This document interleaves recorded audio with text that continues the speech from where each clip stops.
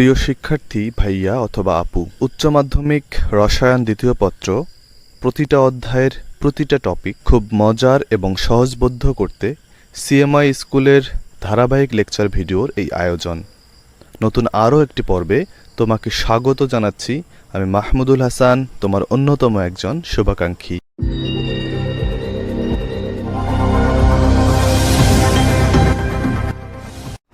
আজকের পর্বে আমরা আদর্শ গ্যাস সমীকরণের ব্যবহার নিয়ে আলোচনা করব, অর্থাৎ আদর্শ গ্যাস সমীকরণ দিয়ে কতগুলো ম্যাথ করা যেতে পারে সেই ম্যাথগুলো সম্বন্ধে মূলত ফোকাস করব। কি ধরনের ম্যাথ এই আদর্শ গ্যাস সমীকরণ থেকে আসতে পারে। দেখো, আদর্শ গ্যাসের সমীকরণ থেকে কি জিনিস বের করে নিয়ে আসা যায়, তার প্রথমটাই হচ্ছে গ্যাসের আণবিক ভর বের করা যায়। আমরা জানি PV=NRT, যেখানে PVRTকে তো আমরা চিনি। এন মানে হচ্ছে মোল সংখ্যা, আর মোল সংখ্যা মানে জানি যে মোট পরিমাণ ডিভাইডেড বাই আণবিক ভর করলে মোল সংখ্যা পাওয়া যায়। তো আমরা আণবিক ভর বের করতে চাই, আণবিক ভরকে এম দ্বারা প্রকাশ করা হচ্ছে এবং ডাব্লু দ্বারা মোট পরিমাণকে প্রকাশ করা হচ্ছে। তাহলে এন এর মান W/M যদি আমরা বসাই দিই, সেখান থেকে এম এর মান এরকম একটা ক্যালকুলেশন করতে পারবো। এই সূত্রটা যদি মনে নাও থাকে, আমরা PV=NRT থেকে কিন্তু N=W/M বসিয়ে দিয়েও কিন্তু এই সূত্রটা এস্টাবলিশ করে তারপরে ম্যাথ করতে পারবো। তাহলে যদি আণবিক ভর বের করতে হয় তাহলে আমরা এই সূত্র ডিরেক্টলি ইউজ করতে পারি। আবার একটা জিনিস খেয়াল করে দেখো, এই যে এই সমীকরণে W এবং V আছে, এই W/V কে কিন্তু আমরা D হিসেবে চিনে থাকি। D মানে হচ্ছে W/V, W মানে হচ্ছে পরিমাণ, মোট পরিমাণ, ডিভাইডেড বাই V হচ্ছে এর আয়তন। তাহলে এই W/V এর জায়গায় আমরা সরাসরি D বসিয়ে দিতে পারি। তাহলে বাদবাকি রাশিগুলো নিয়ে আমরা সমীকরণটাকে M=DRT/P এইভাবেও প্রকাশ করতে পারি। এটা কখন? যখন ঘনত্ব দেওয়া থাকবে এবং আণবিক ভরের মান বের করতে হবে। সেক্ষেত্রে আমরা একটা উদাহরণ দেখলে মনে হয় পুরো বিষয়টা ভালো মতো বুঝতে পারবো। দেখো, এরকম একটা ম্যাথ আছে। কোন সূত্র কাজে লাগবে আগেই আমাকে মনে রাখার দরকার নেই। আমরা আগে এখানে কি ডাটাগুলো দেওয়া আছে সেগুলো আগে ফাইন্ড আউট করব। টেম্পারেচার দেওয়া আছে 37 ডিগ্রি সেলসিয়াস। আমরা জানি 37 ডিগ্রি সেলসিয়াস কখনোই থাকবে না, তার সঙ্গে 273 যোগ করে তাকে কেলভিন স্কেলে প্রকাশ করতে হবে। তাহলে কেলভিন স্কেলে কত হয়? 310 কেলভিন। একটা ভ্যালু পাওয়া গেল। এত কিলো প্যাসকেল চাপে মনে রাখবা, আমরা PV=NRT দিয়ে যত সমীকরণই করব, যেভাবে যে এককেই ডাটাগুলো দেওয়া থাকুক না কেন, আমরা লিটার, অ্যাটম, পার মোল, পার কেলভিন ওই এককে নিয়ে যাওয়ার চেষ্টা করব। আর এর ভ্যালু অল টাইম 0.082 এই ভ্যালুটা বসার চেষ্টা করব। তাহলে ম্যাথে কখন কোন মানগুলো বসবে, কখন কোন এককে প্রকাশ করতে হবে, এটা নিয়ে কোনো কনফিউশন হবে না। তবে হ্যাঁ, যাদের প্র্যাকটিস লেভেল বেশি, যারা বিভিন্ন এককে যে কোনো সমীকরণ বসিয়ে দিয়ে মান কনভার্ট করে বের করতে পারো, তাদের কথা আলাদা। কিন্তু আমি অ্যাভারেজে বলতেছি যে আর এর ভ্যালু 0.082 বসাইলে তোমাকে আয়তনকে লিটার এককে, চাপকে অ্যাটমসফিয়ার এককে এবং মোলকে মোল এককে এবং টেম্পারেচার তো টেম্পারেচার, এই ভ্যালুগুলো কনভার্ট করে নিতে হবে। এইটা স্ট্যান্ডার্ড ধরবা তোমরা সবসময়। তাহলে এই যে প্যাসকেল, P= এত প্যাসকেল আছে, 102.4 কিলো প্যাসকেল। এইটাকে আমি, এই প্যাসকেলটাকে আমি অ্যাটমসফিয়ার এককে প্রকাশ করতে চাই।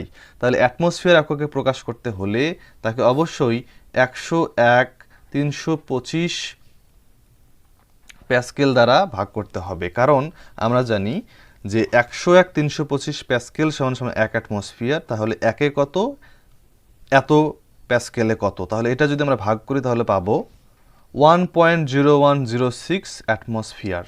এরপরে আমরা 590 সেন্টিমিটার কিউব আয়তন দেওয়া আছে, 590 সেন্টিমিটার কিউব। আমরা অবশ্যই এটাকে সেন্টিমিটার কিউবে রাখতে চাই না, আমরা আয়তনকে লিটার এককে প্রকাশ করতে চাই। তো আমরা কি জানি যে 1000 সেন্টিমিটার কিউব মানে হচ্ছে 1 লিটার। তাহলে 590কে নিশ্চয়ই 1000 দিয়ে ভাগ দিতে হবে, তার মানে আমরা পাবো 0.590 লিটার। এটা আমরা লিটার বের করলাম।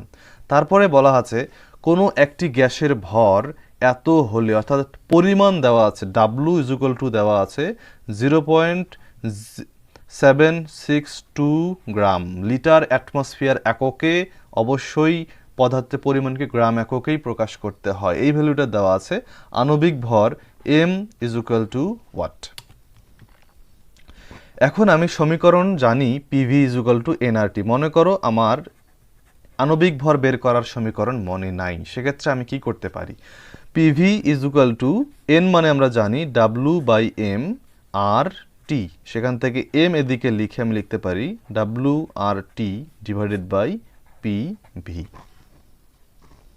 তাহলে এখানে যদি আমি এই ভ্যালুগুলো এখন বসিয়ে দিই, ডাব্লু মানে হচ্ছে 0.762 ইন্টু আর মানে হচ্ছে 0.082, এই ভ্যালুটা বসাবো, টি মানে হচ্ছে 310 বসাবো, তারপর নিচে হচ্ছে পিভি, পি মানে কি 1.0106 ইন্টু ভি কত 0.590। এখানে এককগুলো তুমি চাইলে বসাতে পারো, এককগুলো না লিখলেও সমস্যা হচ্ছে না, কারণ এম এর মান যে গ্রাম এককে আসবে এটা কিন্তু তুমি জানো, অর্থাৎ এখানকার এককগুলো কাটাকাটি যেয়ে কিন্তু গ্রাম এককেই আসবে।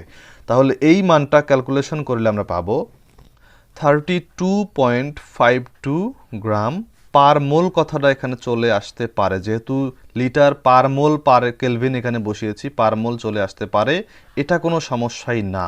তুমি যদি শুধুমাত্র 32.52 গ্রাম লিখে দাও তাহলেও কোনো সমস্যা হবে না, কারণ আণবিক ভরকে আমরা গ্রাম এককে প্রকাশ করে থাকি। তো এই পার মোল কথাটা কেন আসলো, যে এক মোলের আণবিক ভর হচ্ছে 32.52 গ্রাম। তাহলে ম্যাথ করার সময় আগে যে ডাটাগুলো দেওয়া আছে তাকে এইভাবে আমরা সাইড লাইনে লিখে ফেলবো, এবং যেহেতু আমরা আর এর মান এই ভ্যালুটা বসাতে চাই, সেক্ষেত্রে টেম্পারেচারকে কেলভিন এককে, চাপকে অ্যাটমসফিয়ার এককে কনভার্ট করে নিয়ে আসবো, দেওয়া থাকলে তো খুবই ভালো কথা। ভিকে লিটার এককে প্রকাশ করে নিয়ে আসবো, যদি দেওয়া থাকে লিটার এককে তাহলে আর কনভার্ট করার প্রয়োজন নাই, অন্য এককে দেওয়া থাকলে তাকে লিটার এককে প্রকাশ করে নিয়ে আসবো।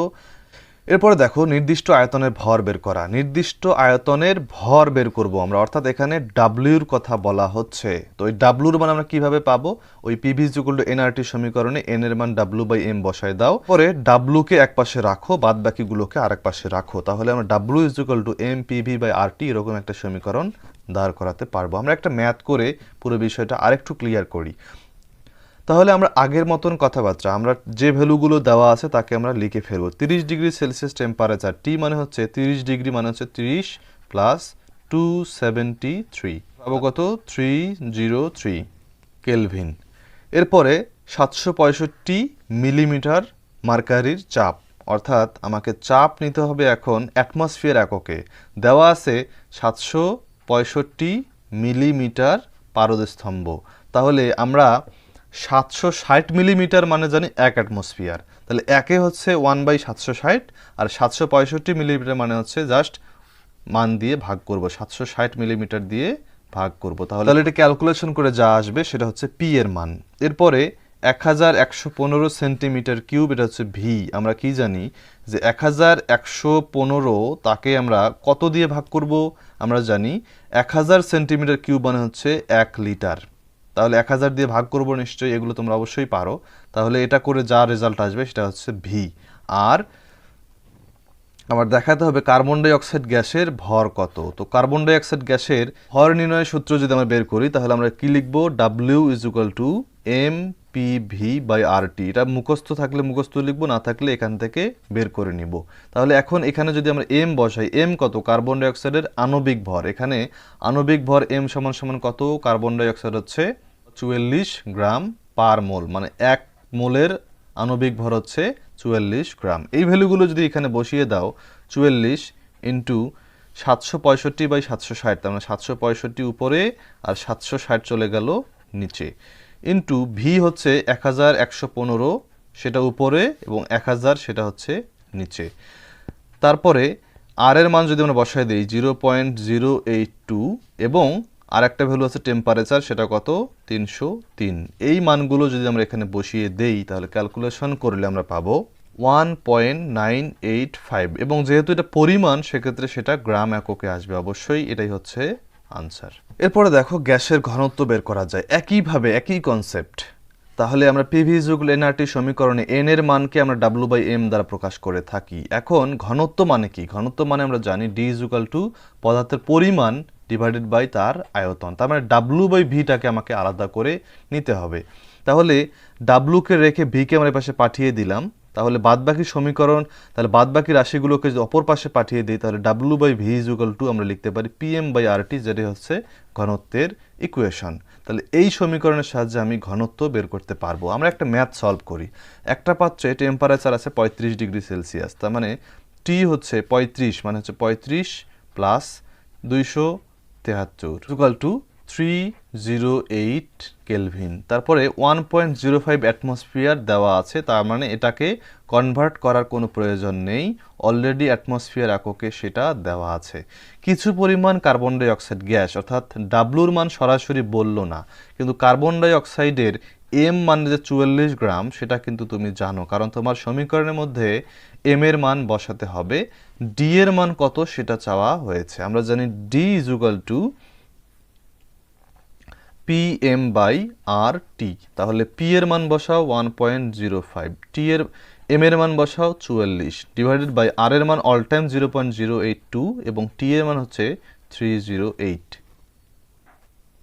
তাহলে আমরা পাবো 1.827। ঘনত্বের একক কিসে হয়? ঘনত্ব মানে হচ্ছে ডাব্লিউ বাই ভি। ডাব্লিউ মানে হচ্ছে গ্রাম এবং ভি মানে হচ্ছে লিটার। তার মানে আমরা লিখতে পারি গ্রাম পার লিটার। গ্রাম পার লিটার এইভাবে লিখলেও হবে, কোনো সমস্যা নেই। তাহলে এটাই হচ্ছে আনসার।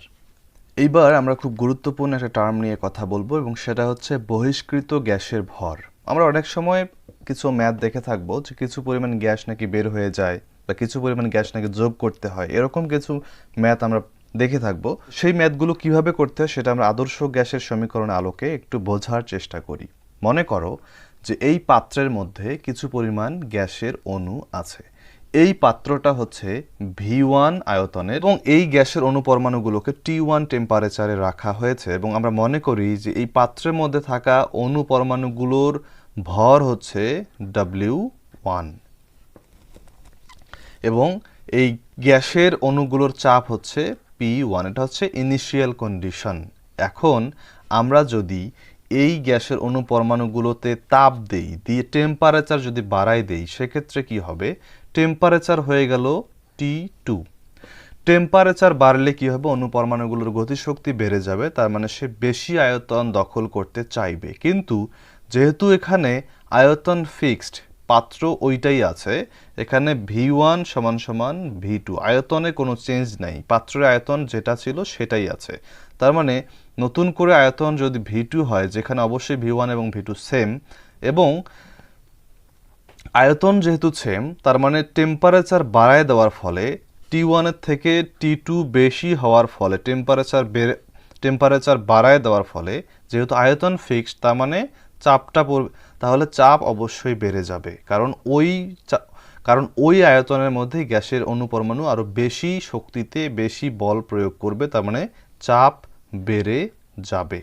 এখন আমরা চাই চাপ স্থির থাকবে। এই বহিষ্কৃত হওয়া বা ঢোকার মেইন কথাটাই হচ্ছে অন্য কোনো কন্ডিশন দ্বারা চাপে যেন কোনো পার্থক্য না হয়, অর্থাৎ আমরা চাই P1 সমান সমান P2 এইটা থাকবে, এইটা হলো আমাদের কাঙ্ক্ষিত কন্ডিশন। তাহলে চিন্তা করে দেখো, আমাদের টেম্পারেচার বাড়ায় দেওয়ার ফলে P2 বেড়ে যাওয়ার কথা, কিন্তু আমরা চাচ্ছি যে P2 বেড়ে না যাক, অর্থাৎ প্রথমে যেই কন্ডিশনে অণু পরমাণুগুলো ছিল সেই কন্ডিশনেই থাকুক। তাহলে যেহেতু নর্মালি P2 বেশি হওয়ার কথা ছিল P1 এর তুলনায়, সেক্ষেত্রে আমরা তো চাচ্ছি P1 সমান সমান সেক্ষেত্রে আমরা তো চাচ্ছি P1 সমান সমান P2 থাকুক। তার মানে নিশ্চয়ই বেড়ে যাওয়া চাপকে অবশ্যই কমাইতে হবে। বেড়ে যাওয়া চাপকে যদি আমরা কমাইতে চাই, চাপ কমলে কি হবে? আয়তন বেড়ে যাবে। তো নর্মালি আয়তন বেড়ে যাওয়ার কথা ছিল, কিন্তু আয়তন যেহেতু বাড়তেছে না, আয়তন যেহেতু ওইটাই আছে, সেক্ষেত্রে নিশ্চয়ই এমন কিছু করতে হবে, সেক্ষেত্রে নিশ্চয়ই কিছু পরিমাণ গ্যাসের অণু পরমাণুকে বের করে দিতে হবে, কারণ আমরা জানি V সমানুপাতিক N হয়, পরিমাণের উপরও নির্ভর করে। তার মানে পরিমাণকে কেন আমরা বাদ দিচ্ছি, কিছু পরিমাণ অণু পরমাণুকে কেন বাইরে বের করে দিচ্ছি? কারণ হচ্ছে কিছু পরিমাণ অণু পরমাণুগুলোকে যদি আমরা বের করে দেই, তাহলে অবশিষ্ট অণু পরমাণুগুলো কম আয়তন দখল করে থাকবে।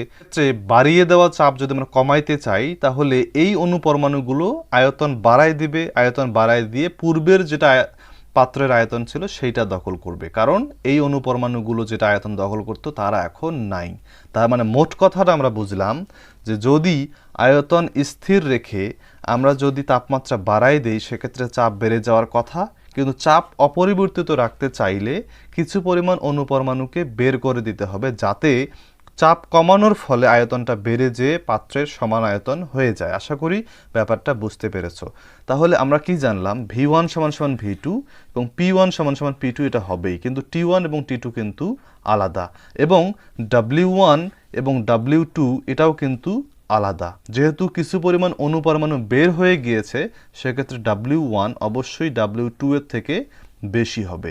আমরা সেটাই বের করতে চাই যে W1 থেকে W2 এখন কতটুকু, অর্থাৎ এই পার্থক্যটা যত, সেই পরিমাণ অনুপরমাণু কিন্তু এখান থেকে বের হয়ে গিয়েছে।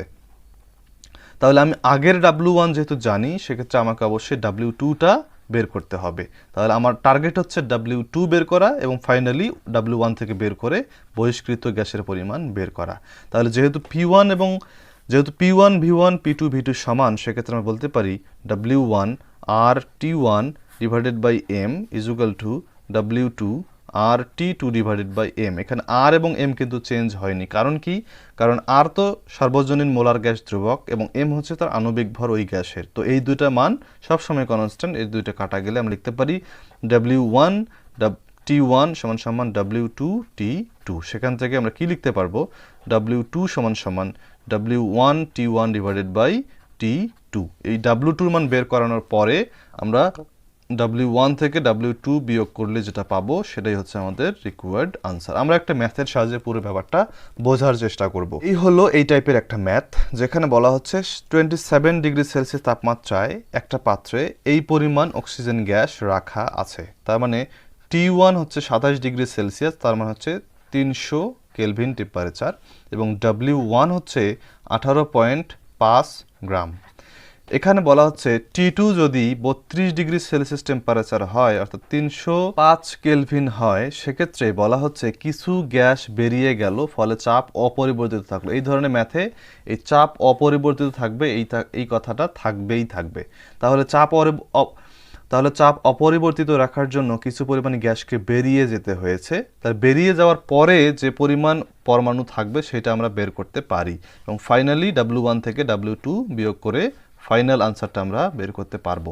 তাহলে আমি কি করব, W1 T1 সমান সমান W2 T2, সেখান থেকে W2 মানে হচ্ছে W1 T1 divided by T2। সেক্ষেত্রে আমরা যদি মানগুলো বসিয়ে দেই, 18.5 ইন্টু 300 ডিভাইডেড বাই 305, তার মানে এই ভ্যালুটা আমরা কত পাবো, 18.1967 গ্রাম। তাহলে আমাদের রিকোয়ার্ড আনসার কি?